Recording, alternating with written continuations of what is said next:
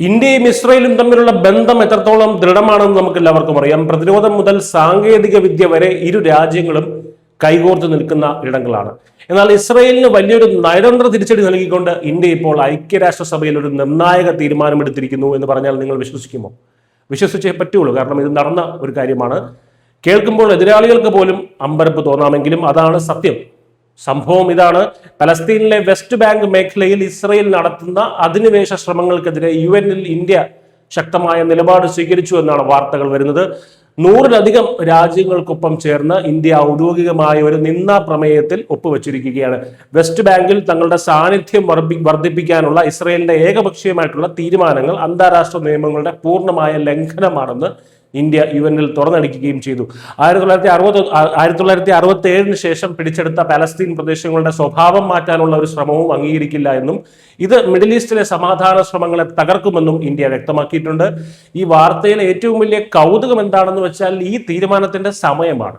അടുത്ത ആഴ്ച പ്രധാനമന്ത്രി നരേന്ദ്രമോദി ഇസ്രയേലിലേക്ക് ഒരു ചരിത്രപരമായിട്ടുള്ള ഒരു സന്ദർശനം നടത്താൻ ഒരുങ്ങുകയാണ്.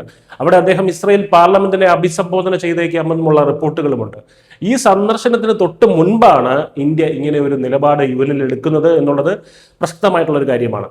ഇതിൽ നിന്നും ഒരു കാര്യം വളരെ വ്യക്തമാണ്: ഇസ്രയേലുമായി എത്ര അടുത്ത ബന്ധമുണ്ടെങ്കിലും പലസ്തീൻ വിഷയത്തിൽ വർഷങ്ങളായി ഇന്ത്യ തുടരുന്ന ദ്വിരാഷ്ട്ര പരിഹാരം അഥവാ 2 സ്റ്റേറ്റ് സൊല്യൂഷൻ തന്നെയാണ്. ആ ഒരു വിദേശ നയത്തിൽ നിന്ന് യാതൊരു വിട്ടുവീഴ്ചയ്ക്കും ഇപ്പോഴും ഇന്ത്യ തയ്യാറല്ല. എന്നാൽ ഈ സംഭവത്തോട് ഇസ്രയേൽ പ്രതികരിച്ചത് വളരെ രൂക്ഷമായിട്ടാണ്. ഐക്യരാഷ്ട്രസഭയുടെ സുരക്ഷാ സമിതിക്ക് ഇസ്രയേൽ വിരുദ്ധ ഭ്രാന്ത് ബാധിച്ചിരിക്കുകയാണ് എന്നാണ് ഇസ്രയേൽ വിദേശകാര്യമന്ത്രി ഗിദോൻ സാർ തുറന്നടിച്ചത്.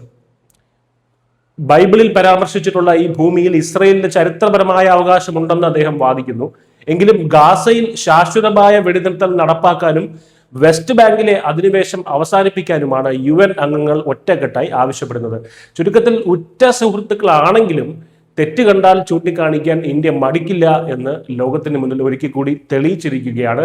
പ്രതിരോധ പങ്കാളിയായ ഇസ്രയേലിനെ പിളക്കാതെ തന്നെ തങ്ങളുടെ കൃത്യമായ നിലപാട് അറിയിക്കാൻ കഴിഞ്ഞത് ഇന്ത്യയുടെ സ്വതന്ത്രവും സന്തുലിതവുമായ വിദേശ നയത്തിന്റെ ഒരു വിജയം കൂടിയായിട്ടാണ് വിലയിരുത്തപ്പെടുന്നത്. News desk Malayalam.